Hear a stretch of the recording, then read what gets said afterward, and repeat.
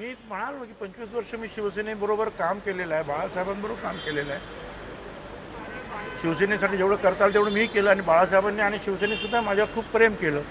पण त्याच्यानंतर कुठेतरी मतभेद झाले. मी काँग्रेसमध्ये आलो, पवारसाहेबांबरोबर काम करतो आहे आणि मी इथे आता राष्ट्रवादीमध्ये काम करतो आहे योग्य रीतीनं.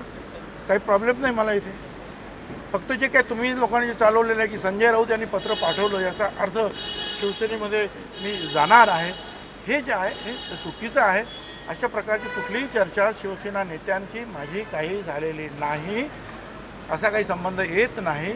एवढंच आहे की शिवसेनेच्या नेत्यांनी संजय राऊत यांनी जे आहे सच्चाईच्यासाठी जे काही पत्र पाठवलेलं आहे त्यातून आपोआपच मला फायदा होतो. मी त्यांचा आभारी आहे. नमस्कार, लक्षवेधीमध्ये आपल्या सगळ्यांचं मनापासून स्वागत. गेले 2 दिवस महाराष्ट्राच्या राजकीय वर्तुळामध्ये एक विषय फार मोठा चर्चेला आलेला आहे की छगन भुजबळ राष्ट्रवादी काँग्रेस सोडणार का? छगन भुजबळांनी एकदा पक्षांतर केलेलं होतं 90च्या दशकामध्ये.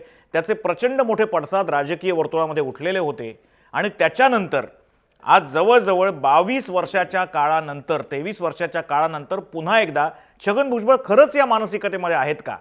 आज आपल्याला या विषयाचा वेध घ्यायचा आहे. आत्ताच आपण बघितलं छगन भुजबळांनी सगळ्या माध्यमांपुढे सांगताना स्पष्टपणे या गोष्टीचा इन्कार केलेला आहे की मी राष्ट्रवादीमध्ये समाधानी आहे आणि ज्या कारणाकरता मी काही बोलत होतो त्याच्याकरता मला जे समर्थन लाभलेलं आहे शिवसेनेच्या संजय राऊतांचं, त्याबद्दल ते आभारी आहेत. हे सगळं जरी दिसत असलं तरी छगन भुजबळांच्या मनामध्ये नेमकं काय खतखततंय? ते स्वग्रही परत जाणार आहेत का राष्ट्रवादीमध्येच त्यांची परत समजूत काढण्यात आलेली आहे? नेमकं काय घडलंय या सगळ्या प्रश्नाचा वेध आपल्याला घ्यायचा आहे आणि तो घेण्याकरता आज आपल्याबरोबर अतिशय अनुभवी असे पत्रकार आलेले आहेत. सकाळचे राजकीय संपादक प्रकाश अकोलकर, त्यांचं या कार्यक्रमात मी स्वागत करतो. अकोलकरांचं वैशिष्ट्य असं की शिवसेनेचा गेल्या 4-5 दशकांमधला संपूर्ण प्रवास त्यांनी अभ्यासलेला आहे. शिवसेनेचे ते विशेष अभ्यासक आहेत. महाराष्ट्राचं राजकारण तर जवळून त्यांनी बघितलेलंच आहे. अनेक वृत्तपत्रांच्या माध्यमातून ते स्वतः फील्डवर जाऊन वेध घेण्यामध्ये प्रसिद्ध आहेत आणि त्याचबरोबर आजच्या या नेमक्या घटनेचा, या सगळ्या अनेक वर्षांच्या इतिहासाच्या पार्श्वभूमीवर नेमका काय अर्थ काढायचा हे आपण त्यांच्याकडून समजून घेणार आहोत. माझ्याबरोबर ज्येष्ठ पत्रकार संजीव साबळे. संजीव साबळेंचं वैशिष्ट्य सुद्धा असंच आहे. महाराष्ट्रातलं राजकारण गेले 30-35-40 वर्षाचं, महाराष्ट्रातल्या चळवळी, महाराष्ट्रातल्या अनेक विविध प्रकारचे राजकारणी त्यांनी जवळून बघितलेत आणि सगळ्यात मुख्य म्हणजे ज्या वेळेला भुजबळांनी आपला पक्ष 90च्या दशकात सोडला त्यावेळेचं नागपूर अधिवेशन या सगळ्या घटनेच्या जवळ राहून हे संजीव साबळेंनी कव्हर केलेलं होतं आणि त्यांना या घटनेचे बारीक बारीक कंगोरे माहिती आहेत. त्याचे राजकीय पडसाद, राजकीय भूकंप, त्याची कंपनं ही नेमकी कोणाला जाणवली आणि ती नेमकं राजकारण बदलण्याकरता कशी कारणीभूत ठरली हे त्यांना माहिती आहे. त्यांना आजच्या पार्श्वभूमीमध्ये या गोष्टीचा काय नेमका अर्थ आहे हे आपण विचारणार आहोत. माझ्याबरोबर वरिष्ठ सहाय्यक संपादक आहेत लोकमतचे संदीप प्रधान. काही वेळातच ते आपल्याबरोबर आलेले आहेत, मला वाटतं आपल्याबरोबर ते आलेले आहेत. संदीप प्रधानांशी पण आपण बोलणार आहोत कारण संदीप प्रधान सुद्धा अनेक वृत्तपत्रांच्या माध्यमामधून जागेवर जाऊन प्रत्येक गोष्टीचा वेध घेण्यासाठी प्रसिद्ध आहेत आणि त्याबरोबरच त्यांचं विश्लेषण हे अतिशय मार्मिक आणि मुख्य म्हणजे सत्याधारित किंवा सत्याच्या घटनेला धरून असं असतं. आपण अनेक वेळा त्यांना ऐकलेलं आहे, अनेक वेळा त्यांच्याशी बोललेलो आहोत. या सगळ्यांचं मी स्वागत करतो. सगळ्यात पहिल्यांदा मला जायचं आहे ते प्रकाश अकोलकरांकडे. प्रकाश अकोलकर, तुम्ही शिवसेना गेली 4-5 दशकं बघता आहात, किंबहुना शिवसेनेवरचं तुमचं पुस्तक हे मला वाटतं शिवसेनेच्या किंवा महाराष्ट्रातल्या राजकारणातल्या प्रत्येक अभ्यासकाकरता एक वेगळ्या प्रकारचं पार्श्वभूमी देणारं पुस्तक असं मानलं जातं. शिवसेनेवरचं तुमचं पुस्तक जे आहे ते भुजबळांच्या बाबतीत गेले 2-3 दिवस हे जे काही बोललं जातंय ते काही चुकीचं असेल असं मानता येत नाही. आज स्वतः भुजबळ काहीही म्हणत, पण आग कुठेतरी खाली असल्याशिवाय वर धूर निघत नाही असं म्हणतात. तुम्हाला काय वाटतं, नेमकं असंच काही घडत राहावं? नाही, भुजबळांच्या बाबतीत अशी चर्चा काही पहिल्यांदा सुरू झालेली नाही. त्यांनी 1991 साली डिसेंबर येथे नागपूर अधिवेशनामध्ये शिवसेनेला अखेरचा जय महाराष्ट्र केला आणि ते काँग्रेसच्या छावणीत दाखल झाले. त्याच्यानंतर 99 साली राष्ट्रवादी काँग्रेसची स्थापना झाली तेव्हा त्यांनी शरद पवारांचं नेतृत्व मान्य करून ते राष्ट्रवादी काँग्रेसमध्ये आले. पण त्यानंतरच्या पुढच्या 10 वर्षांमध्ये 15 वर्षांमध्ये अशी चर्चा अनेकदा झाली आणि ती चर्चा प्रामुख्याने शिवसेनेतर्फे उठवली जाते की भुजबळ परत येणार आहेत.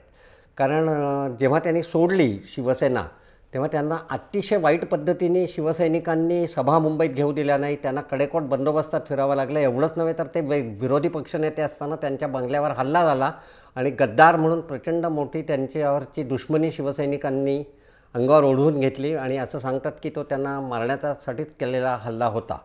इतकं सगळं वातावरण झालं तरी आणि सामना या शिवसेनेच्या मुखपत्रातून त्यांची कायम लखोबा लोखंडे म्हणून संभावना केली जात होती. त्याचं कारण म्हणजे असं की त्यांनी आदल्याच दिवशी आधी मी कधीही शिवसेना सोडणार नाही असं सांगितलं होतं. एवढं झाल्यानंतर त्यांनीसुद्धा बाळासाहेबांना टी बाळू म्हणून जाहीरपणे संबोधायला सुरुवात केली. पण तरीसुद्धा बाळासाहेबांना त्यांचं महत्त्व, त्यांचं स्थान माहिती होतं आणि त्यामुळे हा महाराष्ट्रातल्या ओबीसींचा एक मोठा खंदा नेता हा पुन्हा जर परत आपल्याकडे आणता आला तर आपलं सामर्थ्य, आपली शक्ती, आपलं बळ पुन्हा वाढू शकतं असं शिवसेनेला वाटू शकतं. आणि ही बातमी जी गेले 2-3 दिवस चालली आहे त्याला संजय राऊत यांनी मुख्यमंत्र्यांना लिहिलेलं पत्र कारणीभूत आहे असं स्वतः भुजबळ यांनीच सांगितलं आत्ता. पण मी आणखी एक गोष्ट सांगतो की महाराष्ट्रात भाजपचं सरकार आल्यानंतर NCPच्या नेत्यांची, ज्यांच्यावर भ्रष्टाचाराचे आरोप आहेत, त्यांची चौकशी करू असं प्रचार मोहिमेमध्ये आधी सांगितलेलं होतं. आणि त्याच्यामध्ये 3 प्रमुख नावं टार्गेट केलेली होती. एक भुजबळ होते, एक अजितदादा पवार होते आणि तिसरे सुनील तटकरे होते. तर प्रत्यक्षात पुढच्या या वर्षभराच्या काळात असं दिसून येतं आहे की तसे प्रथमदर्शनी चौकशीची सर्वांच्या विरुद्ध चालू आहे, पण त्यातल्या त्यात भुजबळ यांना प्रामुख्याने टार्गेट केलं जात बरोबर आहे. आहे. अकोलकर, हाच मुद्दा तुमचा मला या चर्चेत आणायचा होता. मी आता संदीप प्रधानांकडे जातो आणि परत तुमच्याकडे येतो संजूजी आणि प्रकाशजी.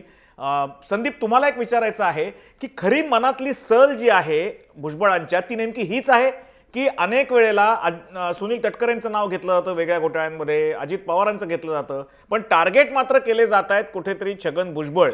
याचा अर्थ बाकी सगळ्या नेत्यांना एक न्याय आणि मला एक न्याय, असं कुठेतरी त्यांच्या मनात खतखतत असावं. निश्चितच, कारण त्याचं कारण असं आहे की जलसंपदा खात्याच्या घोटाळ्याची जर चौकशी करायची झाली तर केवळ तटकरेंचं काही करून चालणार नाही, त्याच्याबरोबर अजितदादा पण येतात. आणि आपल्याला माहिती आहे की अजितदादांना उद्या अडचणीत आणलं तर त्याचा थेट परिणाम हा राष्ट्रवादी काँग्रेसचे जे नेते आहेत शरद पवार त्यांच्याही राजकारणावर होऊ शकतो. कारण त्यांचं नातं जे आहे काका पुतण्यांचं, त्यामुळे कुठेतरी भुजबळांवरती टार्गेट केलं जात आहे. आणि भुजबळांना असं वाटतंय की आपण एक कुठेतरी सॉफ्ट टार्गेट होतोय की बाबा याच्यामध्ये आपल्यालाच फक्त एकटं पाडलं जात आहे. आणि गेल्या काही वर्षांमध्ये सातत्याने पक्षात सुद्धा त्यांची जी उपेक्षा झालेली आहे त्यामुळे सुद्धा ते कमालीचे नाराज आहेत. यापूर्वी सुद्धा त्यांनी, आपल्याला आठवत असेल की मायावतींना त्यांनी भेट घेतली होती, ते बसपात जाणार अशी चर्चा होती. जेव्हा गोपीनाथ मुंडे पक्षामध्ये डावलले गेले तेव्हा मुंडे आणि भुजबळ एकत्र येऊन पक्ष काढणार अशीही चर्चा होती. त्यामुळे कुठेतरी गेले काही वर्ष भुजबळ हे खूप पक्षात अस्वस्थ आहेत आणि फक्त सत्ता असल्यामुळे आत्तापर्यंत ते पक्ष सोडू शकत नव्हते. कारण आपल्याला माहिती आहे की राष्ट्रवादी काँग्रेसमध्ये एंट्री करणं सोपं आहे, पण एक्झिट केल्यानंतर मग कदाचित त्या माणसाची राजकारणातूनही कायमची एक्झिट होऊ शकते. तर असं असल्यामुळे ते आत्तापर्यंत त्या पक्षाला सोडायला तयार नव्हते. पण आता सत्ता नसल्यामुळे वर आणि खाली, केंद्रात आणि राज्यात, कदाचित मला असं वाटतं की भुजबळांची जी अस्वस्थता आहे ती अधिक मोकळेपणाने कुठेतरी मीडियामध्ये येते आणि त्याचंच हे सगळे परिणाम आहेत या ज्या काही बातम्या आहेत त्या. बरोबर आहे. संजीव साबळे, तुम्हाला काय वाटतं? त्यावेळेचं वातावरण तुम्ही जवळनं बघितलेलं आहे. 93-94च्या सुमारास ज्या वेळेला भुजबळ आपल्या आमदारांना घेऊन शिवसेना सोडून जेव्हा काँग्रेसच्या वळचणीला गेले त्यावेळेला त्यांना अभय, त्यांना प्रोटेक्शन, त्यांना सर्व मदत शरद पवारांनी केलेली होती. इतकं पुलाखालनं पाणी गेल्यानंतर तुम्हाला या 2 घटनांची सांगड नाही पण तुलना करावीशी जर वाटली किंवा जर असं मी म्हटलं की तुलना करा, तर त्या परिस्थितीमध्ये आणि आत्ताच्या परिस्थितीमध्ये तुम्हाला काय फरक वाटतात? बघा, शिवसेनेची स्थापना झाल्यापासून छगन भुजबळ शिवसेनेत आहे. म्हणजे साधारणपणे तो 26 वर्षांचा काळ आहे. आणि 91 साली ते शिवसेनेतनं बाहेर पडले आणि काँग्रेस आणि नंतर राष्ट्रवादी, आपण काँग्रेसच धरूया, हा 24 वर्षांचा काळ आहे.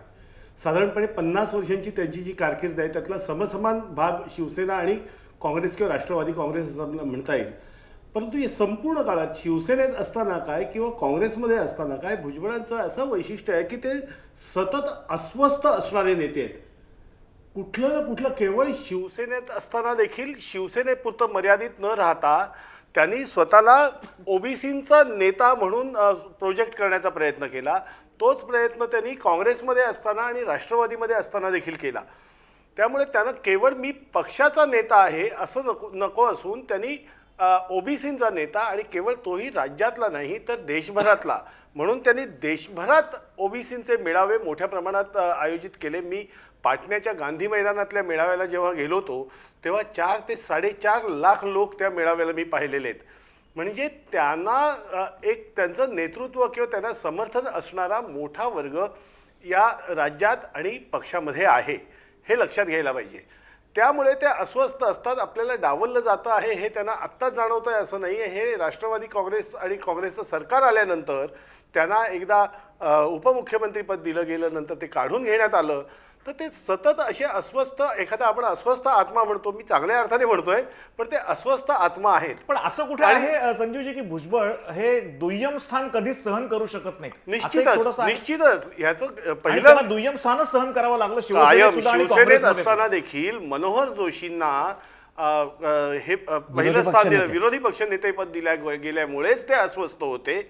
इथेही त्यांना दुय्यम स्थान मिळालं म्हणूनच अस्वस्थ होते. मुख्यमंत्री खरं तर राष्ट्रवादी काँग्रेसची महाराष्ट्रात स्थापना करण्यात आणि तो पक्ष वाढवण्यात शरद पवारांच्या खालोखाल जर कोणाचा वाटा असेल तो छगन भुजबळांचा आहे.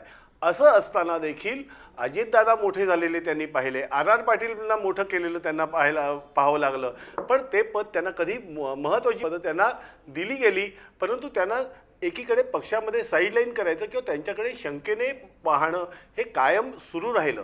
आत्ताही झालेलं असं आहे की आता अकोलकर म्हणाले तसं जलसंपदा खात्यातला जो काही कथित भ्रष्टाचार आहे त्याच्यासाठी अजितदादा आणखीन सुनील तटकरे यांना टार्गेट करण्यापेक्षा भुजबळांना टार्गेट केलं जातं. याचं एक महत्त्वाचं कारण आहे की एक मोठा जनसंपर्क असलेला, अतिशय आक्रमक आणि ओबीसींचा नेता म्हणून त्यांच्याकडे पाहिलं जातं.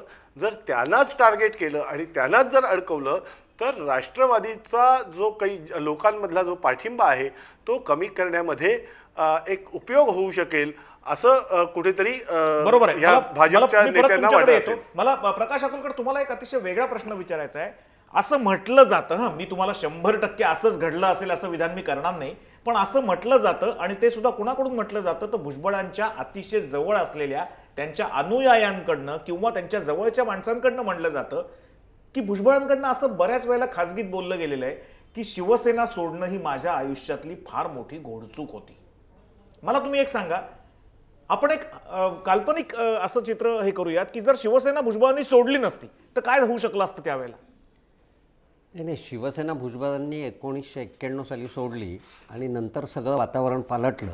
एकतर 92 साली बाबरी मशीद पडली, त्याच्या पाठोपाठ मुंबईत 2 मोठ्या दंगली झाल्या आणि त्यामुळे त्या दंगलींच्या काळात आणि ते जे सगळं हिंदुत्वाचं वातावरण सुरू होतं त्या काळामध्ये शिवसेना हा एकमेव हिंदूंचा तारणहार पक्ष आहे अशी भावना मुंबईत निर्माण झाली आणि प्रचंड मोठ्या प्रमाणात 95च्या निवडणुकीमध्ये युती सरकार जेव्हा आलं तेव्हा शिवसेना भाजपचे 31 आमदार मुंबईतनं निवडून आले होते, पण भुजबळ पडले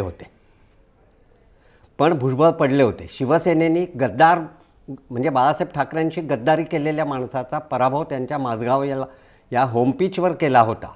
बाळा नांदगावकरनी केला होता. बाळा नांदगावकर सारखा, बाळा नांदगावकर आज मनसेचे मोठे नेते आहेत.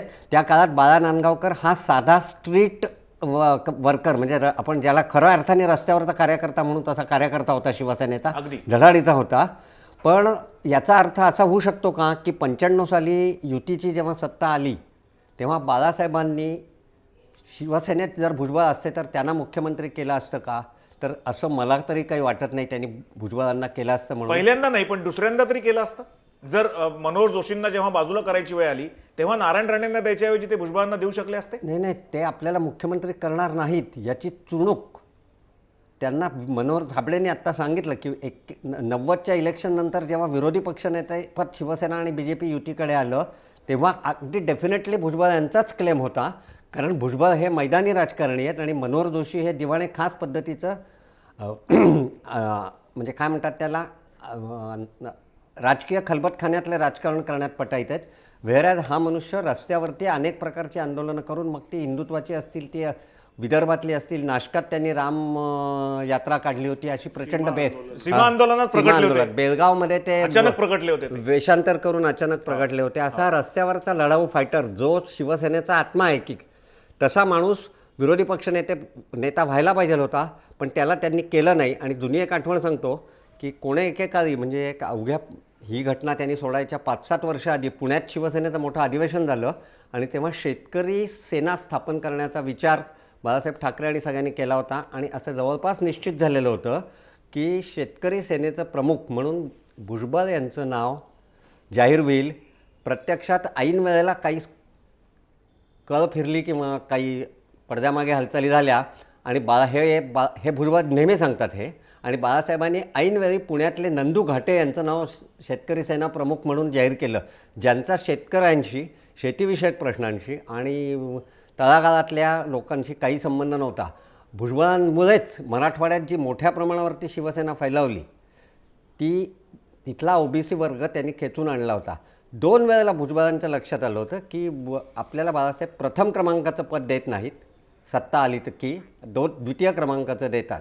आणि मनोहर जोशी जेव्हा मुख्यमंत्री झाले तेव्हा हे नाराज, प्रचंड झालेच होते नाराज. त्याच वेळेला ओबीसीचा वाद निर्माण झाला होता आणि बाळासाहेबांनी मंडल आयोगाला विरोध केला होता आणि भुजबळांनी ओपनली पाठिंबा देण्याची भूमिका त्याच्या आधीच मला वाटतं ते बाहेर पडलेले होते ऑलरेडी. त्याच्या आधीच ते बाहेर पडलेले. नाही ते त्यांना काहीतरी मंडल आयोगाचं आलं आणि 91 साली बाहेर पडले. हो. तेव्हाही बरेच मतभेद झाले होते आणि भुजबळांची अशी तीव्र इच्छा होती की मंडल आयोगाला आपण पाठिंबा दिला पाहिजे, कारण अजूनही आपण जर बघितलं तर शिवसेनेची जी नेत्यांची आजची फळी आहे, कोणी एकेकाळी तिथे मनोहर जोशी, सुधीर जोशी, नवलकर, हेमचंद्र गुप्ते असे सगळे ज्याला आपण काय म्हणू उच्चवर्णीय म्हणू असे नेते होते. आता तिथे बरेचसे नेते हे ओबीसीमधनं आलेले आहेत आणि त्यांची कार्यकर्ते तर फार मोठ्या प्रमाणावर ओबीसी आहेत आणि त्यांचा आपण नेता आहोत आणि तरी आपल्याला प्रथम क्रमांकाचं स्थान देत नाही, ही खतखत त्यांच्या मनात होती. म्हणून त्यांनी शिवसेना सोडण्याचा निर्णय घेतला. बरोबर. मला संदीप प्रधान तुमच्याकडे यायचंय. हा सगळा आधीचा इतिहास आपण बघितला जो अकोलकरांनी सांगितला. आत्ता कुठेतरी आपल्याला आपल्याच पक्षामधली माणसं एक्सपोज करतायत. आपल्या सगळ्यांना म्हणजे माध्यमातल्या माणसांना माहितीच आहे की राष्ट्रवादीमधल्या शरद पवार साहेबांच्या नंतरचे जे कोण नेते आहेत त्यातल्या बऱ्याचशा नेत्यांची भुजबळांचं पटत नाही, अगदी कमी नेत्यांची पटतं. पण अशाच कुठल्या तरी आपल्याशी न पटणारे नेते आपल्या मागे लागलेत किंवा आपल्याला एक्सपोज करू घातलेत. राष्ट्रवादीमधल्याच लोकांच्यामुळे आपली बदनामी होते आणि त्यांना तितकंसं कंट्रोल केलं जात नाहीये, त्यांना उत्तर दिलं जात नाहीये किंवा नियंत्रित केलं जात नाहीये, असं कुठेतरी भुजबळांना वाटतंय.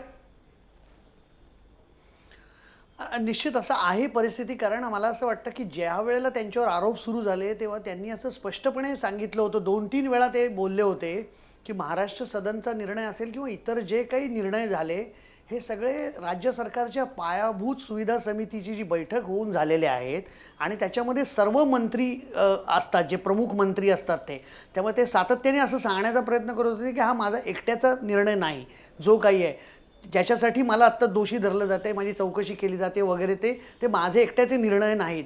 पण असं असताना सुद्धा मात्र भुजबळ हेच टार्गेट राहिले आणि त्यामुळे ते दुखावले जाणे असण्याची शक्यता आहे. आता हा जो प्रश्न आहे की शिवसेनेतला, म्हणजे आता जसं अकोलकर साहेबांनी सगळा इतिहास जो सांगितला त्याच्यानुसार की आता बाळासाहेब ठाकरे यांच्याशी त्यांचं भांडण होतं मुख्यत्वे जे झालं ते, तर त्यामुळे आज बाळासाहेब हयात नाहीत. मनोहर जोशी ज्यांच्याशी त्यांचा वाद होता किंवा जे त्यांचे स्पर्धक होते पक्षामधले ते आज पक्षामध्ये बाजूला झालेले आहेत आणि भुजबळ मात्र आजही राजकारणामध्ये ॲक्टिव्ह आहेत आणि त्यांनी आत्ता पण निवडणूक लढवली आणि हे केलं. त्यामुळे भुजबळांना कदाचित आता असं वाटत असेल की जर समजा आपण आत्ताच काही निर्णय घेण्याची वेळ आली तर हीच योग्य वेळ आहे आणि आत्ता जेव्हा आपल्याला पक्षामध्ये अशा पद्धतीने डावललं जातं आहे, टार्गेट केलं जाते, आपले सहकारी आपल्याला साथ देत नाहीत, आपल्या बाजूनी बोलत नाहीत, आपल्याला पाठबळ दिलं जात नाही, तर अशा वेळी जर काही करायचं असेल तर हाच एक मार्ग असू शकतो असा एक विचार असेल. किंवा ही कोंडी जी आहे पक्षामधली ती फोडण्यासाठी दबावतंत्र म्हणून सुद्धा अशा पद्धतीच्या बातम्या पेरणून त्याचा फायदा घेण्याचा सुद्धा त्यांचा किंवा त्यांच्या समर्थकांचा प्रयत्न असू शकतो.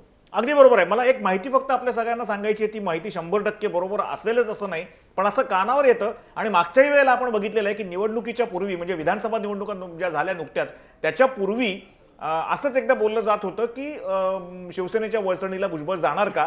त्याही वेळेला पवार साहेबांची आणि भुजबळ साहेबांची भेट झाल्याचं एक सांगितलं जात होतं, माध्यमांमध्ये असं कळत होतं की या भेटीमध्ये भुजबळांच्या मनातल्या नाराजीला त्यांनी तोंड फोडलं स्वतः आणि नंतर पवार साहेबांकडून त्यांची समजूत घालण्यात आली.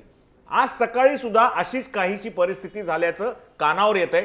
त्याची सत्यासत्यता अजून विश्वसनीय सूत्रांकडनं ते कन्फर्म झालेलं नाहीये, पण आज सकाळी सुद्धा भुजबळांची आणि शरद पवारांची भेट झाल्याचं किंवा संपर्क झाल्याचं सांगण्यात येतं. आणि त्याच्यानंतर राष्ट्रवादीची बैठक संपल्यानंतर भुजबळांनी बाहेर येऊन स्टेटमेंट जे दिलं ते आपण मगाशी बघितलं की मी कुठल्याही पक्षात जाणार नाहीये आणि मी राष्ट्रवादीमध्ये समाधानी आहे. आता या मधल्या काळामध्ये नेमकं काय घडलं असावं? खरोखर शिवसेनेची आणि भुजबळांची जो काही दुरावा निर्माण झाला होता, ती भिंत होती, ती पडली आहे का? तो दुरावा कमी झालाय का? या सगळ्या विषयावर आपल्याला बोलायचं, पण त्याच्या आधी आपण एक छोटीशी विश्रांती घेऊ आणि या सगळ्या इतर त्याच्या कंगोऱ्यांवर, इतर अन्वयार्थावर आपण पुढे चर्चा करू. एक छोटी विश्रांती.